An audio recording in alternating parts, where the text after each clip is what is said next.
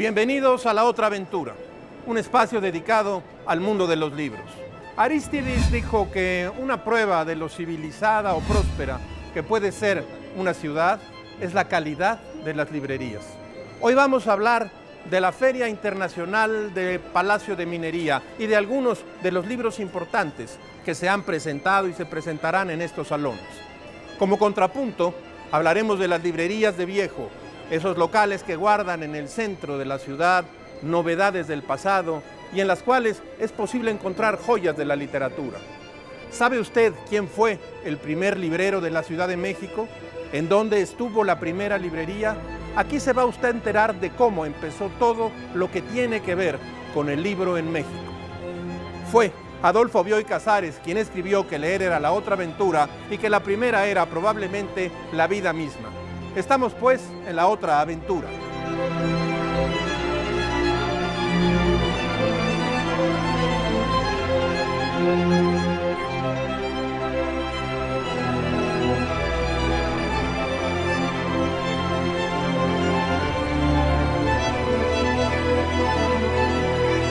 Uno de los libros de la Feria de Minería. La editorial Era ha publicado una nueva edición de la autobiografía precoz que Sergio Pitol escribió en el año de 1967, dentro de la famosa serie de escritores mexicanos del siglo XX. Los editores la han publicado ahora bajo el título de Memoria 1933-1966. Nos devuelve a un escritor de 33 años que reflexiona sobre el oficio de escribir y afirma que todo lo que ha escrito hasta entonces es autobiográfico. Mucho tiempo después, Sergio Pitol escribiría al menos una obra mayor de la literatura mexicana a modo de memoria, El arte de la fuga. La editorial Almadía festeja la publicación del número 100 de su catálogo. Lo celebra publicando Hay vida en la tierra de Juan Villoro, 100 historias reales, cuentos periodísticos, artículos literarios, tramas de la vida cotidiana y además el preciso relato de cómo se vive en México. Villoro ha demostrado que la vida diaria puede ser noticia en las páginas de la prensa. Estas piezas narrativas refrendan aquello que dicen que dijo García Márquez. Un cuento tiene que tener la fuerza y actualidad de un reportaje. Un reportaje tiene que estar tan bien escrito como un cuento y durar tanto o más que él. Juan Villoro, ¿Hay vida en la tierra? Repito de nuevo estas cifras del horror. El 48% de los mexicanos nunca ha entrado en una librería. Más del 50% nunca ha puesto un pie en una biblioteca. Aún así, la gente compra libros. ¿Usted dónde compra sus libros? Cuando visita una librería, ¿cuál es el título que tiene en mente? Si de comprar novedades se trata, uno va a librerías como Gandhi, el Fondo de Cultura Económica, el Péndulo, Porrúa. Pero también hay otro tipo de librerías, esas que ofrecen libros usados, libros que pertenecieron a bibliotecas particulares de lectores que nunca conocerá. En esas librerías uno encuentra de todo: enciclopedias, libros de texto, clásicos de la literatura, libros de autoayuda, literatura en otros idiomas, encuadernaciones peculiares y a veces verdaderas joyas como primeras ediciones, libros que no se volvieron a imprimir, libros con ex libris o dedicatorias. Entrar a una librería de viejo es como hacer un viaje en el tiempo, pero se requiere paciencia y si uno tiene suerte, sale de ahí con uno o varios libros viejos. La calle emblemática de las librerías de viejo es la calle de Donceles en el centro histórico. Ahí hay librerías como Bibliofilia, El Inframundo, El Laberinto, El Tomo Suelto. También en el centro histórico está la librería Madero, recién mudada a la calle de San Jerónimo, donde Enrique Fuentes se especializa en libros de historia. Afortunadamente, en los últimos años, las librerías de viejo se han extendido por toda la ciudad y podemos encontrar en las colonias como Coyoacán, Roma, Portales, este tipo de locales donde se encuentran libros viejos. Libros que nos recuerdan aquello que dijo el crítico George Steiner: los antiguos son gente del mañana, los antiguos son todavía novedades. Este es uno de los libros que usted podría encontrar en las librerías de viejo. El buen mozo de Guy Maupassant, publicado en 1945 por la editorial Leyenda. Esta novela, aparecida por primera vez en 1985, relata el ascenso social de Georges Duroy, mejor conocido como Bel-Ami, quien llega a París con la firme intención de labrarse un camino y obtener sexo, dinero y poder.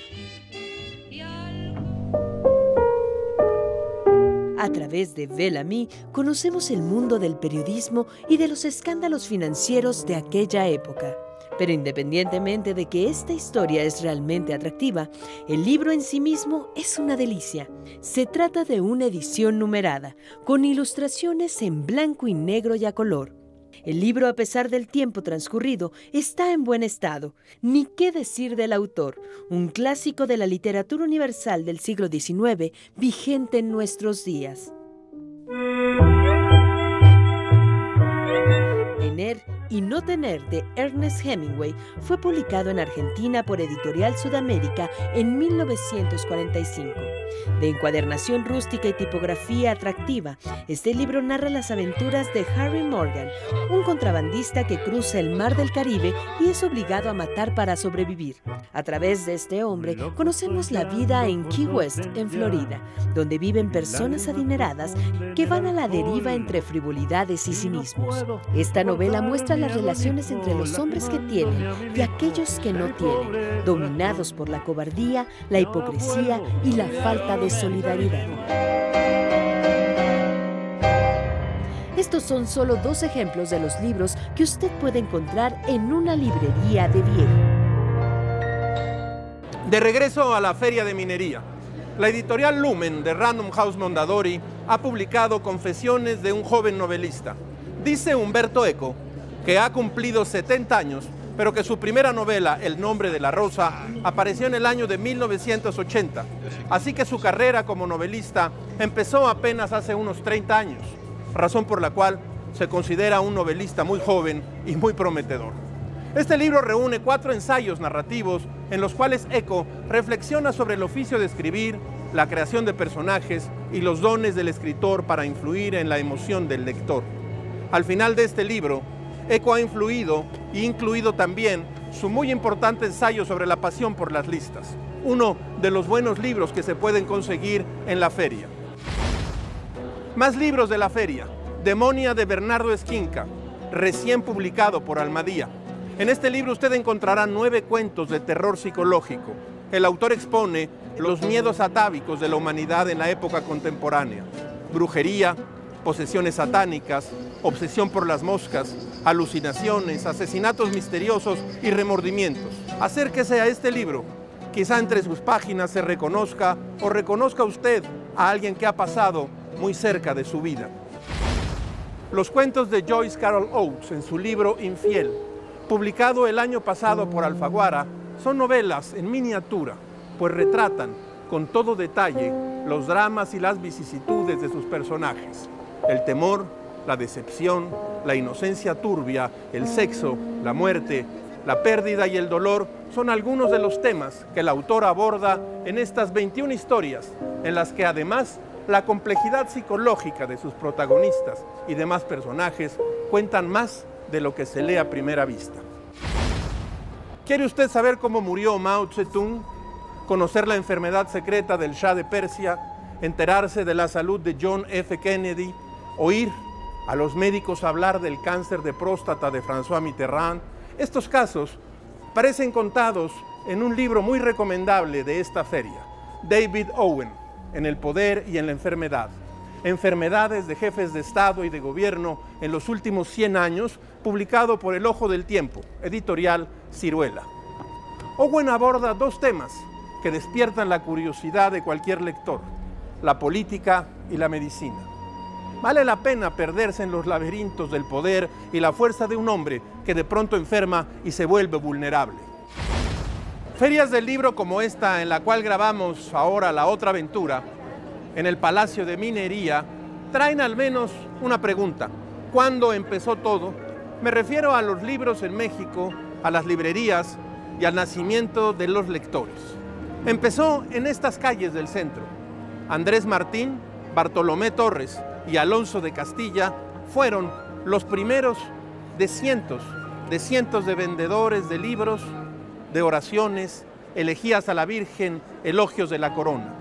Las librerías estaban en las calles cercanas a la Plaza Mayor y se encontraban en tiendas donde se vendían otros objetos. Más tarde, en el siglo XVII, los libreros debían presentar sus inventarios al Tribunal del Santo Oficio. Los libreros de esos tiempos fueron Pedro Arias, Diego de Rivera, Francisco Clarín y Pedro González. En Tacuba, justo en esta calle, en el año de 1621, se encontraba la imprenta de Diego Garrido. En Santo Domingo, hoy Brasil, estaba la imprenta de Francisco Sálvago. En San Agustín, hoy Uruguay, se ubicaba la imprenta de Bernardo Calderón. Ellos se cuentan entre los primeros mercaderes de libros y también impresores de la Nueva España. En esos años empezó todo, absolutamente todo lo que tiene que ver con el libro en México. Conseguí hace poco un libro publicado por la UNAM, Historia de las librerías de la Ciudad de México, de Juana Saar Vergara. Un estudio bien documentado de las librerías de la ciudad. Estamos rodeados de libros, grandes editoriales, pequeñas casas editoras. No está de más traer estas noticias del pasado. En el siglo XVI novohispano, en el año de 1525, apenas consumada la conquista militar española, se sabe que Juan Kronberger, famoso tipógrafo establecido en Sevilla, obtuvo de la corona española los derechos exclusivos de venta de libros en la Nueva España. En 1539, a instancias de Fray Juan de Zumárraga, primer obispo de México, y Antonio de Mendoza, primer virrey, tuvo lugar el establecimiento de la imprenta. Esta imprenta convirtió a la Nueva España en la primera colonia que tuvo ese privilegio.